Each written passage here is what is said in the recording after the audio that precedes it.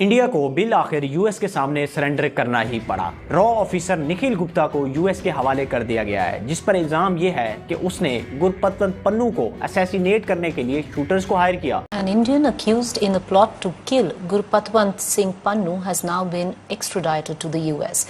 ये कोई पहली बार नहीं है, बल्कि रॉ ने इस तरह के कई इंटरनेशनल ऑपरेशंस को कंडक्ट किया है जिसमें कई खालिस्तानी सपोर्टर्स को असैसिनेट किया गया। लेकिन इस बार यूएस प्रेशर की वजह से इंडिया को अपना रॉ ऑफिसर यूएस के हवाले करना पड़ा, जबकि कनाडा में हिंदू सिख क्लैशेस भी देखने को मिलते हैं। तो आइए इस वीडियो में जानते हैं कि आखिर ये गुरपतवंत पन्नू कौन है और क्या बनेगा निखिल गुप्ता का, और इसके अलावा यूएस और इंडिया रिलेशंस पर इसका क्या इम्पैक्ट पड़ेगा।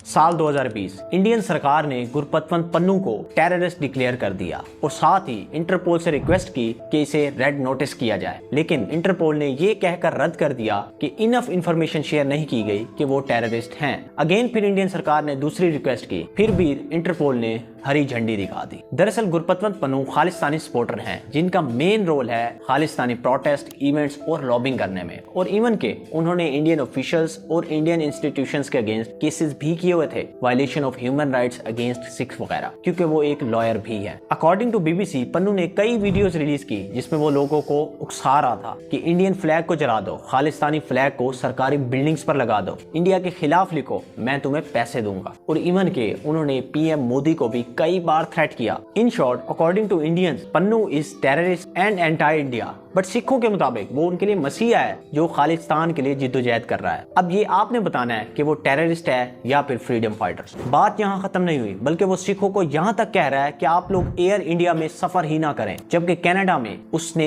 हिंदुओं को भी थ्रेट किया है। We are asking the Sikh Panth do not fly Air India। 19 नवंबर तो ग्लोबल ब्लॉकेड ते एयर इंडिया दुनिया दे विच चलन नहीं दित्ती जाएगी। और इसके अलावा पिछले साल दिसंबर में उसने स्टेटमेंट दिया कि वो पार्लियामेंट को उड़ा देगा, जबकि पंजाब चीफ मिनिस्टर भगवत मान को धमकी, और इसके अलावा Indian prime minister Narendra Modi को भी धमकी दी कि आप बगैर सिक्योरिटी के निकल कर दिखाएं। इन शॉर्ट, वो सिखों को सरकार के खिलाफ बगावत के लिए उकसा रहा है। अब आते हैं असल मुद्दे की तरफ। Murder attempt on Gurpatwant Singh. Raw, Indian intelligence agency, जिसने कई प्रो खालिस्तानी सपोर्टर्स को असैसिनेट किया और करवाया, जिसमें रिसेंट ही कनाडा में मौजूद हरदीप सिंह निज्जर का कत्ल है, जिसके चलते इंडिया और कनाडा के रिलेशंस में काफी अप्स एंड डाउन्स देखने को मिले। दरअसल सिख भारत से अलग होकर खालिस्तान देश बनाना चाहते हैं, क्योंकि उनका मानना यह है कि भारत में सिखों के साथ इंसाफ नहीं किया जा रहा। अब इस खालिस्तान की तहरीक को बाहर बैठे सिख हैंडल कर रहे हैं, क्योंकि भारत में रहकर तो वो ऐसा कर नहीं सकते, इसलिए वो बाहर बैठे रैलीज, प्रोटेस्ट और इवेंट्स कंडक्ट करते हैं, जिसमें वो कई बार इंडियन एम्बेसीज के सामने प्रोटेस्ट करते नजर आए, और कई बार तो ये प्रोटेस्ट वायलेंस में भी बदल गया है। अब इस तहरीक को कुचलने के लिए इंडियन सरकार रॉ को इस्तेमाल कर रही है, जिसमें रॉ ने इंडिया में मौजूद कई प्रो खालिस्तानी सपोर्टर्स को असैसिनेट किया, और इवन के पाकिस्तान में भी 2 खालिस्तानी सपोर्टर्स को असैसिनेट किया गया, और जैसे मैंने आपको पहले बताया कि कनाडा में हरदीप सिंह निज्जर को असैसिनेट किया गया। लेकिन इस बार यूएस में ये ट्राई किया गया, जो कि नाकाम हो गया। यूएस इंटेलिजेंस एजेंसीज ने इस पर इन्वेस्टिगेशन कंडक्ट की, जिसमें पता चला कि गुरपतवंत सिंह को मर्डर करने में इंडियन इंटेलिजेंस एजेंसी रॉ के ऑफिसर निखिल गुप्ता शामिल थे, जिस पर यूएस ने इंडियन सरकार को भी वार्न किया। सिर्फ वार्न नहीं, बल्कि इंडियन रॉ ऑफिसर को यूएस के हवाले करने का कहा। शुरू में तो काफी अप्स एंड डाउन्स देखने को मिले। यूएस सरकार ने इंडियन सरकार से इस मुतल्लिक कई बार बात की, लेकिन बिलाखिर इंडिया को